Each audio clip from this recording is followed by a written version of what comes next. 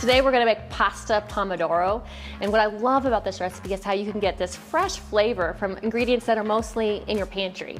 During the summer, we always have a garden, we put tomatoes in, and for a few short weeks we have so many tomatoes, we're not quite sure what to do with them.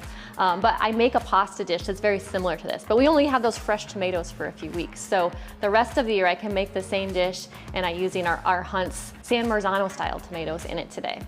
This recipe is so quick to make, you're gonna have it on the dinner table from start to finish in under a half an hour.